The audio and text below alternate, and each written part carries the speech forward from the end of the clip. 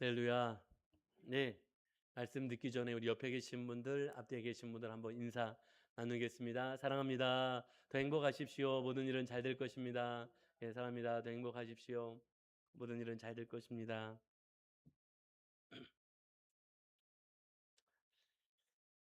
네, 말씀 함께 나누도록 하겠습니다.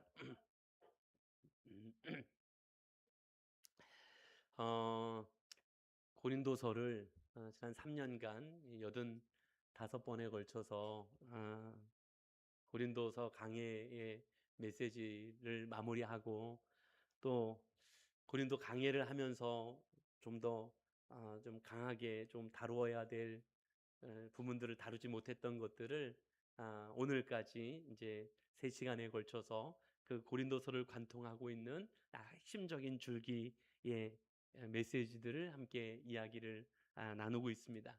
그리고 이제 그 시간도 이제 오늘 이제 마지막 3번째 시간 말씀을 함께 나누게 될 텐데요. 잠깐만 정리하고 가자면 첫 번째 시간에 우리가 정리한 건 이 고린도서를 통해서 우리에게 주셨던 하나님의 가장 핵심적인 메시지는 우리의 정체성이 무엇이냐에 관한 이야기였죠. 그래서 하나님의 성전이 거룩하니 너희도 그러하니라 라고 말씀을 우리에게 주시면서 하나님이 거룩하신 하나님의 임재가 있는 성전이 거룩한 것처럼 우리의 모든 시간과 삶과 우리의 걷는 한 걸음 한 걸음이 아주 거룩하신 하나님의 임재가 있는 성전으로서의 삶을 살아가야 하는 그런 정체성을 가진 사람들이고, 그런 우리는 삶의 자리에서 거룩함을 가지고 살아야 한다라는 말씀으로 첫 시간 고린도서의 말씀을 우리에게 정리하게 하셨고요.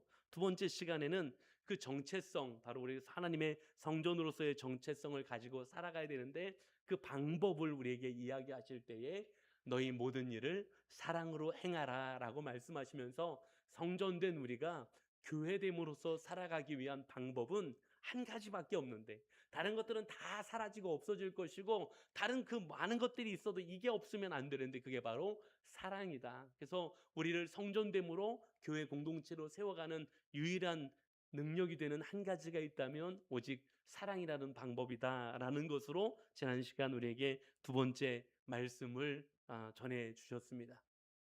그리고 이제 오늘 마지막 세 번째, 최종적으로 이제 고린도서의 말씀을 정리하는 그런 시간인데요. 첫 번째 시간에서 우리가 누구인지에 대해 말씀하셨고, 두 번째 시간에 그럼 우리가 교회됨으로 어떻게 살아갈 수 있는지에 대해서 말씀하셨다면, 이제 마지막으로 말씀하시는 건 그럼 우리가 이 세상을 살아갈 땐 그럼 어떻게, 다시 말하면 이걸 다른 표현으로 하자면 이런 표현으로 할 수 있을 것 같아요. 믿음의 백성으로서, 즉 성전으로서 우리가 교회됨을 세우면서 세상을 살아갈 때 우리의 삶의 목적은 무엇이어야 하는지에 대한 것으로 오늘 마지막 이야기를 우리들에게 들려주고 계신데, 내가 세상을 어떻게 어떤 목적과 방향성을 가지고 살아가야 되는지에 대한 말씀을 이제 오늘 전해주고 계실 때 우리가 한번 같이 듣고 나누면서 이 시대의 하나님의 성전으로서 또 교회됨을 세워가는 사람들로서 우리 한 사람 한 사람이 세워지고 또 우리 제자교회가 교회됨으로 세워지는 그런 은혜와 복이 우리 모두에게 있게 되기를 주님의 이름으로 간절히 축원합니다. 자, 우리가 고린도서를 시작할 때 고린도 교회가 문제가 많았다라는 게 우리가 알고 있는 이야기지 않습니까? 문제가 많았어요. 근데 계속해서 그 문제가 있었는데 그 문제의 원인은 물론 지난 시간에 사랑 없음이었죠. 문제의 발단은. 근데 그 아주 표면적으로 드러나는 문제가 뭐였냐? 자랑 때문이었어. 자랑. 그럼 무슨 자랑?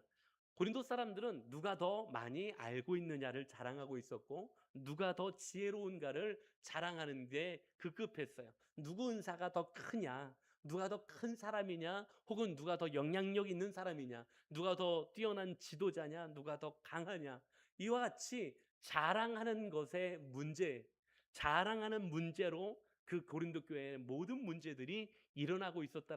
문제는 자랑이었어요. 자랑.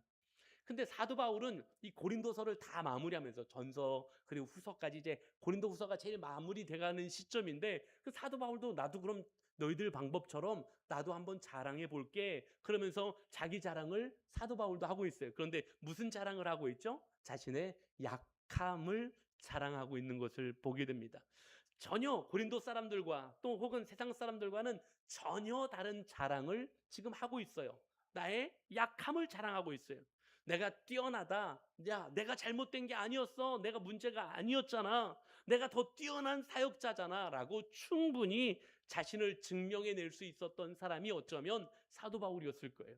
고린도 교회 성도들이 사도 바울을 향하여 네가 진짜 사도 맞아? 라고 막 이야기할 때, 야, 진짜 내가 사도잖아. 라는 걸 증명해내기 충분한 사람이 어쩌면 사도 바울이었을 겁니다. 그리고 그렇게 하고 싶지 않았겠습니까? 누가 나를 의심하는데, 야, 내가 맞잖아. 내가 진짜 맞는 것을 갖고 있다면, 야, 내가 맞잖아. 내 가지고 있는 이게 진짜잖아. 라고 이야기하고 증명하고 싶지 않겠습니까? 그럼에도 오늘 사도 바울은 자신의 연약함을 자랑하고 있어요. 자신의 약함을 자랑하고 있다는 거예요. 왜요? 자신이 한 것도 아니고 자신이 할 수 있는 것도 아니라는 사실을 너무나도 잘 알고 있기 때문에 자기가 살아가야 할 삶이 자신을 증명해야 하는 삶이 아니라 사도 바울 안에 있었던 그리스도의 능력, 하나님의 복음을 증명해내야 되는 삶이라는 것을 너무나도 잘 알고 있었기 때문에 자기 변명을 하지 않았고 자기를 증명해내려고 하지도 않았다라는 사실입니다. 그런데 이 하나님 그리스도의 능력, 하나님의 이 복음은 내가 드러나는 순간이 아니라 내가 연약해지는 그 순간에 하나님의 능력이 더 강력하게 드러나게 돼 있다라는 거예요. 내가 드러나면 드러날수록 하나님의 능력은 연약해 보이는 거예요. 내가 나타나면 나타날수록 하나님의 복음은 잘 보이지 않는 거예요. 내가 연약해질 때 그때 하나님의 능력이 내가 아무것도 아닌 것이 되고 하나님의 능력이 자꾸만 드러나야 한다라는 것이죠. 그래서 오늘 사도 바울이 그렇게 이야기하고 그렇게 고백하고 있었던 거예요. 이게 바로 십자가의 복음입니다. 오늘 우리에게 말씀하시는 우리가 정체성을 가지고 살아가는 삶의 자리와 세상 속에서 우리가 그런 삶을 살아내는 방법이 바로 여기 있다고 말씀하시는 오늘의 이 말씀의 도전을 우리가 이 고린도서를 마무리하는 마지막 도전으로 우리가 받으면서 우리가 세상을 살아나가는 삶의 목적을 우리도 오늘 사도 바울의 고백과 같이 분명하게 가질 수 있는 그런 은혜가 우리 모두에게 있게 되기를 주의 이름으로 간절히 축원합니다. 자, 그러면 한번 말씀을 한번 좀 들어가 보려고 하는데요. 고린도 전서에서부터 이 고린도 전서가 시작될 때부터 흐르는 아주 가장 중요한 메시지 가운데 하나가 뭐냐면 십자가의 메시지입니다. 십자가. 바울은 복음을 이야기할 때 세상이 보는 십자가와 하나님께서 이루신 십자가의 의미가 완전히 다르다라는 것으로 고린도서의 말씀을 시작하고 있었습니다. 자, 무슨 얘기냐면 세상의 눈으로 볼 때 십자가를 한번 생각해 보십시오. 당시에 그 사람들이 바라봤을 십자가를 한번 생각해 보라는 거예요. 십자가가 강함입니까? 약함입니까? 십자가에 매달린 사람이 승리한 사람입니까? 패배한 사람입니까? 당시 사람들의 눈으로 봤을 때 십자가는 완벽한 실패고 완벽한 패배, 철저한 패배가 바로 십자가였을 것입니다. 옷이 완전히 벗겨진 채 사람들의 조롱을 받고 십자가에 매달려 계셨습니다. 손과 발에는 못이 박혀 움직일 수조차 없는 그런 상황이었어요. 저항할 수 없었습니다. 십자가 아래에 있는 사람들이 심지어 십자가에 달려있는 예수님을 향하여 조롱의 이야기를 하기 시작합니다. 내가 진짜 하나님의 아들이거든. 내려와 봐라. 조롱하기 시작합니다. 얼마나 무력해 보입니까? 얼마나 약해 보입니까? 아무것도 하지 않은 채 그저 십자가에 달려 죽으십니다. 세상 기준으로 봤을 때, 세상 사람들의 눈으로 봤을 때 얼마나 무기력한 모습이고 얼마나 약한 모습입니까? 그런데 바울이 이야기하죠. 바로 이게 하나님의 능력이라고요. 무슨 얘기입니까? 십자가는 하나님이 힘이 없어서 아무것도 하지 못하신 사건이 아니라 우리를 사랑하셨기 때문에 자신의 능력을 사용하시지 않으신 채 그저 십자가에 조롱받으시면서도 십자가에 달려 묵묵히 우리를 위하여 죽기까지 순종하시고 복종하신 것이 십자가라고 말씀하고 있고, 그게 십자가의 능력이라고 사도 바울은 선포하고 있다는 사실을 오늘 우리도 기억해야 될 줄로 믿습니다. 그리고 그 십자가를 통하여, 그 죽기까지 복종하신 그 십자가를 통하여 나의 죄의 문제를 해결하신 것이고, 죄와 사망의 권세를 이기신 것이고, 그게 바로 십자가의 복음이라고 선포하고 계셨던 것이었습니다. 그래서 기독교 신앙은 애초에 시작부터 세상이 말하는 강함과는 차이가 있습니다. 세상에서는 다 강해지라고 이야기할 때 이렇게 이야기해요. 내 힘이 있다라는 걸 보여줘야 돼. 내가 능력 있음을 증명해야 된다고. 내가 누구보다 더 높은 자리에 앉아야 되고, 내가 누구보다 더 많이 가져야 되고, 내가 더 누구보다 더 높이 인정을 받아야 돼. 이게 세상에서 말하는 강함이고, 세상에서 그래서 우리를 그렇게 푸시하고 있지 않습니까? 그런데 복음은 그렇게 이야기하지 않는다라는 것입니다. 내가 얼마나 강한 사람이냐가 중요한 것이 아니라 내 안에 누가 있느냐가 중요한 것이다 라고 말씀하고 계신 사실입니다. 사도 바울이요, 처음에 고린도에 복음을 전하러 갔을 때 사실 바울은 능력이 매우 뛰어난 사람이지 않았습니까? 많이 배운 사람이었어요. 지식도 많았고요, 학문적으로도 절대로 뒤처지지 않는 굉장히 뛰어난 사람이었어요. 그의 출신 배경조차 심지어 좋은 사람이었습니다. 그런데 사도 바울이 고린도 전서 2장에서 말씀할 때 자신이 고린도에 가서 말씀을 전했을 때를 회상하면서 아주 뜻밖의 이야기를 합니다. 뭐라고 이야기하냐면, 내가 너희 가운데 거할 때에 약하며 두려워하며 심히 떨었노라 라고 말씀하고 있어요. 우리가 상상하는 바울과는 조금 다른 모습처럼 보입니다. 우린 바울 정도라면 자신 있게 어디라도 가서 막 복음을 막 진짜 쌩쌩하게 막 강력하게 막 전할 수 있는 사람이 바울이라고 생각했습니다. 그런데 아니었어요. 바울도 약했어요. 바울도 무서웠어요. 바울도 그 이방 땅에 배척하고 있는 그 사람들이 있는 그 땅에 가서 복음 전하는 게 두려웠다고요. 그래서 뭐라고 고백하냐면, 내가 처음에 고린도에 갔을 때 너희 가운데 있을 때 약하고, 난 정말 약한 사람이었고 심지어 두려웠고, 나 얼마나 무서웠는지 심히 떨고 있었다라고 그렇게 고백하고 있었다라는 사실입니다. 예, 실제로 사도 바울은 그랬어요. 약했고요, 두려워했고요, 떨고 있었습니다. 그런데 그럼에도 사도 바울은 고린도 지역에 가서 복음 전하는 일을 멈추지 않았어요. 고린도 지역에서 그럼에도 두려움이 있었지만, 약했지만, 떨고 있었지만, 그럼에도 고린도 지역에 들어가 복음을 전하는 하나님의 사람으로 일했다라는 거예요. 왜? 내가 능력이 있어서가 아니라, 내 능력을 믿고 있어서가 아니라, 나는 연약하지만, 난 떨고 있지만 내 안에 하나님의 능력이 높고 위대하다라는 사실을 믿고 있었기 때문인 줄로 믿습니다. 이게 믿음이라는 사실이에요. 이게 믿음이에요. 이게 너무 중요해요. 우리 신앙을 자꾸만 오해할 때가 있어요. 믿음이 좋아지면 나는 강한 사람이 되어야 된다고 생각해요.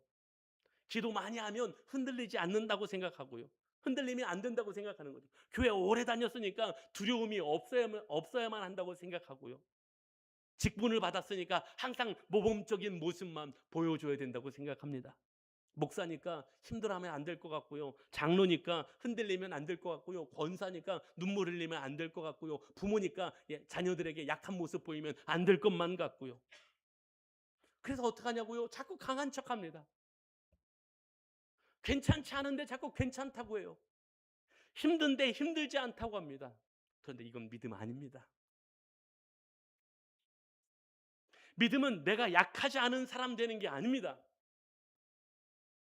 믿음은 내가 약하다라는 걸 알면서도 나보다 강하신 하나님을 의지하는 게 믿음인 줄로 믿습니다. 난 약해요.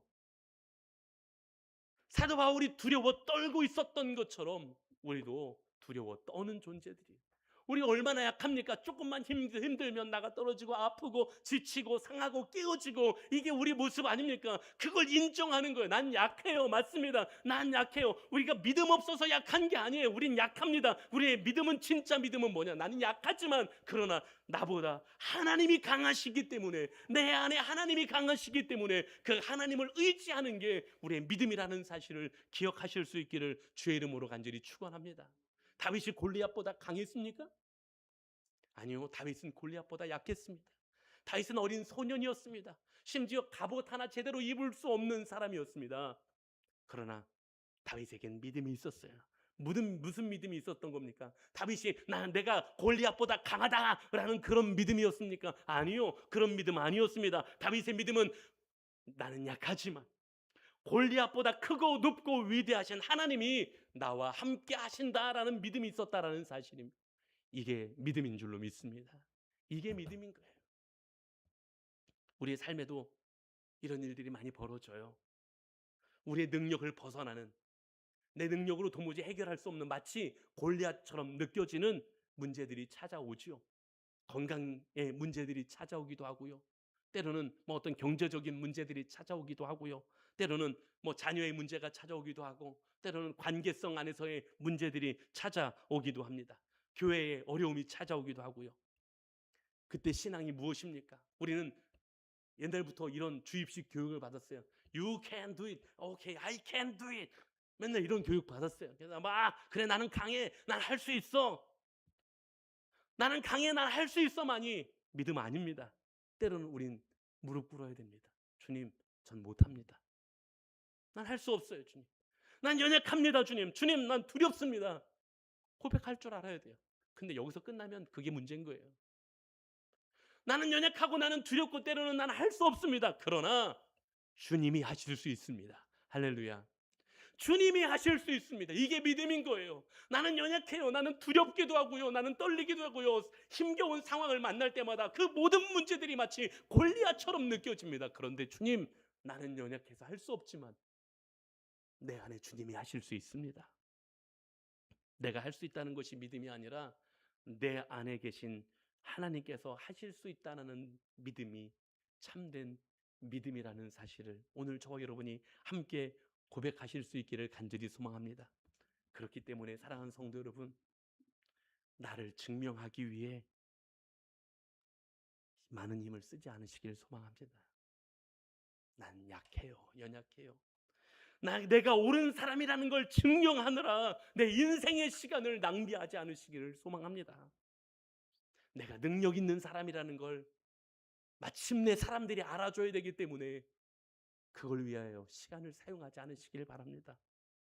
우리 인생은 나를 드러내기 위하여 내게 허락하신 시간이 아니라 예수 그리스도를, 내 안에 계신 예수 그리스도를 드러내라고 내게 허락하신 시간이라는 사실을 우리가 함께 고백할 수 있기를 주의 이름으로 간절히 축원합니다.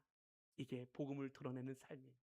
복음은 내가 강하다고 나를 증명하는 것이 아니라 나는 약하지만 내 안에 하나님이 강하심을 증명하는 삶이고, 오늘 그 복음을 살아내는 은혜가 우리 모두에게 있게 되기를 주의 이름으로 간절히 축원합니다.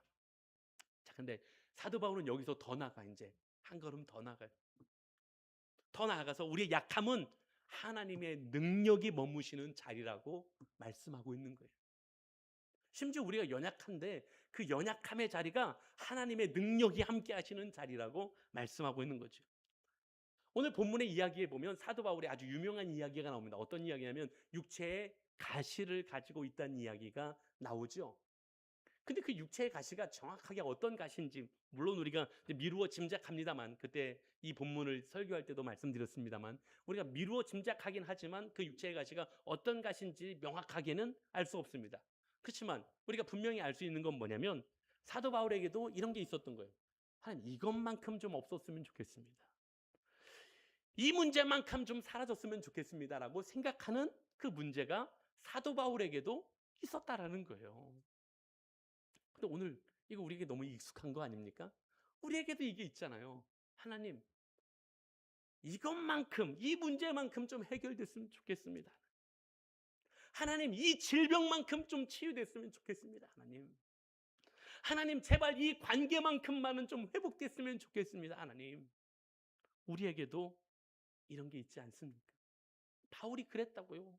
바울도 그랬다고요.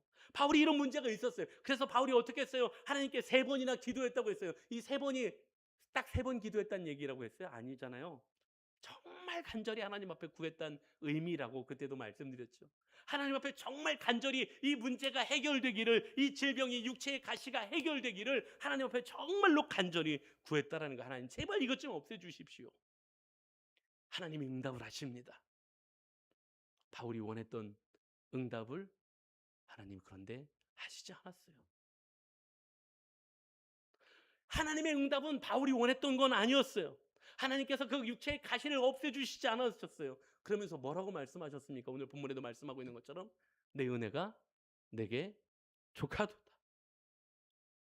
이 말씀이요, 사실 그냥 보면 엄청 은혜로운 말씀이에요. 그죠? 엄청 은혜로운 말씀인데 실제 내 삶에서 이 말씀을 적용하려니까 너무 사실 힘든 말씀이에요. 족하다고요? 이게 족하다고요, 하나님? 어쩌면 내 삶에 적용하기 참 힘든 말씀이지요. 우리가 원하는 하나님의 말씀은 뭡니까? 이것 좀 없애주십시오 그랬을 때 하나님이 그래 내가 없애주겠다. 그래 내가 그 문제를 해결해 주겠다. 이거 우리가 소망하는 하나님의 응답 아닙니까? 하나님 이렇게 응답해 주십시오라고 생각하고 이미 우리는 그거 딱 결정해 놓고 기도하고 있었던 거 아니었습니까? 하나님이 그래 내가 그 문제만큼은 해결해 주지. 이런 하나님의 응답을 이미 우리 기대하고 기도하고 있었지 않습니까? 내가 그 문제 그래 내가 그거 없애주겠다. 우린 이 하나님의 이 응답을 이미 생각한 채 기도하고 있었지 않습니까? 우리가 기대하고 있었던 건 그런 응답이에요. 그런데 하나님께서는 때때론 그렇게 대답하지 않으신다라는 거예요. 때때론 이렇게 말씀하실 수 있는 거예요. 야, 그 문제가 너한테 있어도 내가 너와 함께한다. 거보세요. 지금도 아멘이 안 나오는데 실제 삶에서 이게 아멘이 나오겠냐고 이게. 그 약함이 있어도 내 은혜만 있으면 충분하다. 거봐요. 힘들죠? 때로는 하나님이 이렇게 우리에게 응답하실 수도 있다는 거예요. 우리는 그 환경을 좀 제발 바꿔달라고 기도하지만 하나님은 때때로 그 환경을 바꾸시지 않고 나라는 사람을 바꿔 가시는 거예요. 문제를 없애시지 않으시고 그 문제를 견딜 수 있는 은혜를 우리 안에 부어주신다는 사실입니다. 약함을 제거하지 않으시고 그 약함을 통하여 하나님께 더 의지하는 하나님의 사람을 만들어 가신다는 사실입니다. 사랑하는 여러분, 우리에게 그런 시간들이 있잖아요. 내 힘이 다 바닥나는 시간. 도무지 내 힘으로 할 수 없다고 고백되는 그런 시간들. 내 가진 경험도, 내가 가진 물질도, 내가 가진 사람이나 내가 가진 어떤 지식도 도무지 해결할 수 없는 그런 내 모든 힘이 다 바닥나는 아무것도 할 수 없을 것만 같은 그런 지점들이 때로는 우리에게 찾아오지 않습니까? 그때 우리가 하는 게 뭡니까? 낙심, 절망. 그러나 하나님 편에서 볼 때 그때가 오히려 하나님을 제대로 의지하기 시작하는 시간일 수 있다라는 사실입니다. 잘 될 때는 하나님 없어도 괜찮은 것 같아요. 내가 건강할 때는 내가 힘이 있어서 내가 한 줄 압니다. 내가 일이 잘 풀릴 때는 내가 잘해서 그런 줄 알아요. 그러나 내 힘으로 할 수 없는 일들을 만나면 비로소 무릎을 꿇게 되는 거죠. 그때 무릎 꿇잖아요. 그리고 알게 되는 거예요. 뭘 알아요? 지금까지 내 힘으로 살아온 게 아니었구나. 내 경험과 내 지식으로 살아온 게 아니었구나. 지금까지 살아온 게 다 하나님의 은혜였구나. 그제서 고백하게 되는 거지 않습니까? 오늘 여기까지 우리의 믿음을 지킨 것 은혜이지 않습니까? 오늘 우리가 여기 앉아 예배 드릴 수 있는 게 은혜이지 않습니까? 내가 그 힘겨운 상황들 속에서 넘어졌다가 툭툭 털고 다시 하나님으로 앞으로 걸어갈 수 있는 것 자체가 은혜이지 않습니까? 그래서 하나님이 말씀하신 내 은혜가 내게 족하다. 사랑하는 여러분, 가시가 없어져야만 은혜가 아닙니다. 문제가 해결되어야만 은혜가 아닙니다. 문제 속에서도 하나님을 붙들 수 있는 것이 은혜인 줄로 믿습니다.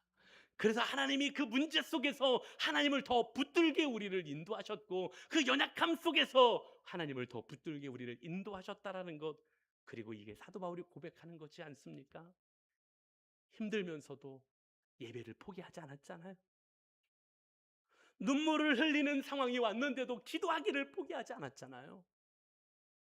상처받았는데도 다시 그 사람을 사랑하는 것을 포기하지 않았잖아요. 실패한 자리가 있었는데도 다시 털고 일어설 수 있었잖아요.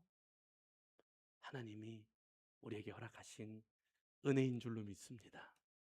우리는 기적이라고 하면 막 어떤 상황이 막 갑자기 바뀌고 변하고 막 해결되고 이런 상황만 생각하죠. 근데 더 큰 기적이 있어요. 뭐가 더 큰 기적입니까? 상황은 그대로인데 내가 무너지지 않는 게 더 큰 기적이에요. 환경은 힘든데 내가 믿음을 잃지 않고 있는 게 더 큰 기적이고요. 내가 상황이 무너져서 돌이킬 것만, 아니 주님을 떠날 것만 같았는데 주님 나를 여전히 붙들고 계셔서 내가 이 앞에 하나님을 예배하는 사람으로 앉아있다라는 것, 이게 진짜 기적이지 않습니까? 문제는 아직 남아있는데도 하나님을 여전히 사랑하고 있는 것, 이게 진짜 기적이고 하나님의 능력이라는 사실을 기억하실 수 있기를 주의 이름으로 간절히 축원합니다. 그래서 사도 바울이요, 자기의 육체의 가시가 없어지지 않았음에도 자신의 약함을 자랑하겠다고 말하고 있는 거고요. 그 약함 위에 그리스도의 능력이 머물고 있었던 걸 알고 있었기 때문에, 자신의 약함 위에 그리스도의 능력이 머물고 있는 걸 알고 있었기 때문에 내가 약함을 자랑한다고 고백할 수 있었다는 사실입니다. 사랑하는 여러분, 우린 내가 약하다라는 걸 때때마다 경험할 때가 있습니다. 낙심하지 마십시오. 난 이게 부족해서 안 돼. 뭐 난 나이 먹었으니까 안 돼. 난 뭐 배운 게 없어서 안 돼. 아니 난 과거에 실패했던 사람이니까 안 돼. 낙심하지 마십시오. 하나님께서 완벽한 사람을 사용하시는 게 아니었어요. 모세는 말할 주변이 없었던 사람이었어요. 말을 잘할 줄 모르는 사람이었어요. 베드로는 날마다 실수투성이, 성질도 급해 먹어가지고 날마다 실수하는 실수투성이 사람이었어요. 심지어 오늘 본문을 기록하고 있는 사도 바울도 육체의 연약한 가시를 가지고 있었던 사람들이었습니다. 그러나 하나님은 그들을 붙잡고 그들을 사용하신 줄로 믿습니다. 왜요? 그들이 완벽했기 때문이 아니라 그들이 하나님을 의지하고 있었기 때문에 하나님은 그들을 통하여 하나님의 일들을 이루어 가신 줄로 믿습니다. 사랑하는 여러분, 그래서 우리의 약함은 부끄러운 게 아닙니다. 하나님의 은혜가, 하나님의 능력이 머무는 자리가 된다라는 사실을 기억하실 수 있기를 주의 이름으로 간절히 축원합니다. 그래서 내게 허락하신 이 삶의 시간 동안 내 자랑 속에 사는 인생 아니라 내 연약함 속에 머무시는 하나님의 강함을 드러내며 살아가는 인생들이 저와 여러분들의 삶이 될 수 있기를 주님의 이름으로 간절히 축원합니다. 마지막 이야기죠. 그러면 왜 우리 하나님께서 우리의 약함 속에서 일하시냐라는 거예요.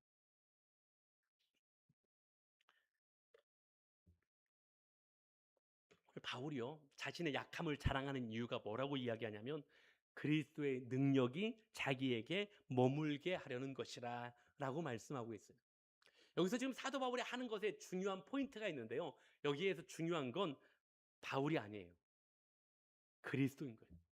지금 바울은 아무것도 안 드러나도 되는 거예요. 나는 아무것도 아니란 얘기예요. 그냥 나는 약하고, 난 사람들에게 그래 넌 약하고 약해 빠졌고 연약하고 부족하고 실수투성이고 육체의 가시가, 이거 아무도 아무것도 문제가 되지 않는다라는 거예요. 근데 내가 약함을, 그럼에도 세상 사람들이 그렇게 얘기해도 내가 연약함을 자랑하는 이유는 그 연약함 위에 그리스도의 능력이 머물기 때문에, 그래서 나를 통해 그리스도가 드러날 수 있기 때문에, 할렐루야. 그래서 그리스도를 드러내는 삶이기 때문에 괜찮다는 거예요. 이게 나의 인생이고 나의 삶의 고백이라고 사도 바울이 그래서 얘기하고 있는 거예요. 사도 바울에게 중요한 건 사도 바울이 아니라 그리스도였던 거예요. 자, 왜 지금 사도 바울이 이렇게 고백하냐면 이게요, 고린도 후서 전체 내용이에요, 사실은. 자, 고린도후서 4장에 가면요. 바울이 우리를 뭐라고 표현하냐면 자기 자신과 우리들을 뭐라고 표현하면 질그릇이라고 표현합니다. 질그릇. 질그릇은 뭐죠? 흔해 빠진 그릇이라는 거예요. 잘 깨지기도 하고요. 비싸지도 않은 그릇이에요. 흔하게 쓸 수 있는 그런 그릇. 보잘것없어요. 흔한 그릇이에요. 근데 그 질그릇 안에 뭘 담았다고요? 보배를 담았다고 말씀하고 있네요. 보배를 담았다라고 말씀해요. 그 왜 그러면 우리가 질그릇인데 질그릇 안에 보배를 가졌냐? 능력의 힘이 큰 것이 우리에게서 난 것이 아니라 하나님께 있음을 보여주기 위함이라고 말씀하고 있어요. 다시 말하면 내가 아니라 나는 질그릇이야. 나는 그 보배를 담을 수 있는 아무런 자격도 조건도 없는 그런 존재라고요. 나는 보잘것없는 존재인데 나의 보잘것없음 속에 보배가 담겼으니까 보배가 더 드러나게 되어 있는 거죠. 사람들이 질그릇인 나를 보는 게 아니라 보배인 예수 그리스도를 보게끔 하려는 것이다 라고 말씀하고 있는 거죠. 사랑하는 여러분, 우리가 그 질그릇이지 않습니까? 연약한 그릇, 깨지기도 쉽고요, 흠집도 많고요, 부족한 그릇. 그러나 우리 안에 누가 있습니까? 보배 예수 그리스도가 있지 않습니까? 그렇기 때문에 사람들이 그릇인 우리를 보는 게 아니라 우리는 안 보여도 되는 거잖아요. 우리를 증명할 필요가 없는 거, 우리를 자랑할 필요가 없는 거예요. 우리 안에 보배 예수 그리스도가 담겼으니까 사람들은 질그릇인 나를 보는 게 아니라 질그릇인 내 안에 담겨진 보배이신 예수 그리스도를 보면 된다라는 것입니다. 자, 다른 이야기 할까요? 3장으로 가보면 고린도서 3장은 무슨 얘기냐면 우리를 뭐라고 이야기하냐면 우리를 그리스도의 편지라고 말하고 있어요. 편지는 어떻게 읽는 거예요? 누군가 읽어야 되는 거예요. 우리가 그리스도가 보낸 편지래요. 그래서 읽어요. 누가 읽어요? 가족이 읽어요. 누가 읽어요? 자녀가 읽어요. 누가 읽어요? 이웃이 읽고요. 친구가 읽습니다. 이 편지를 받는 모든 사람들이, 편지인 나를 보는 모든 사람이 그리스도의 편지를 읽는 거예요. 그런데 편지인 나를 보는 것이 아니라 편지를 보내신 누구를 봐야 되는 거예요. 그러니까 이런 거예요. 제가 진짜 쉽게 설명드릴게요. 이거 보세요. 사랑하는 남자와 여자가 있는데 사랑하는 남자가 여자를 볼 수 없는 중에 편지를 썼어요. 편지를 썼어요. 그리고 편지를 누가 갖다 줬어요? 집배원이 갖다 줬어요. 집배원이 갖다 줬어요. 그 여자랑 집배원이랑 눈 맞으면 안 된다는 거예요. 그 여자는 편지를 보면서 누굴 생각해야 돼? 남자를 생각해. 내 사랑하는 남자를 생각해. 자, 지금 다시 이제 여기로 돌아오면 이거 그리스도의 편지예요. 우리는 그리스도의 편지예요. 그래서 나를 보면 안 되는 거예요. 사람들이 나를 통해서 누구를 보게끔 해야 된다고요? 예수 그리스도를 읽을 수 있어야 된다고요. 내 가족들이 나를 보면서 예수 그리스도를 읽을 수 있어야 되고요. 내 이웃들이 나를 보면서 예수 그리스도를 읽을 수 있어야 되고요. 내 친구들이 나를 보면서 예수 그리스도를 읽을 수 있어야 된다고 말씀하고 있는 거예요. 이게 우리의 삶이에요. 연약한 내가 아니라 그리스도를 읽을 수 있어야 되는 거예요. 우리 안에 강하신 예수 그리스도를 읽을 수 있어야 한다는 게 우리의 약함을 보면서도 야, 예수님 때문에 저렇게 살아갈 수 있는 거구나 라고 그리스도의 강함을 볼 수 있게, 그리스도의 강함을 읽을 수 있게 하는 것이 우리의 삶의 목적이라는 거죠. 한 군데만 더 볼까요? 자, 고린도서 4장 질그릇, 3장 그리스도의 편지, 2장으로 갈까요? 고린도서 2장에는 우리를 뭐라고 표현하고 있냐면 우리를 그리스도의 향기라고 표현하고 있어요. 뭐 향기는 말 안 해도 다 아시겠죠. 향기는 퍼지는 거예요.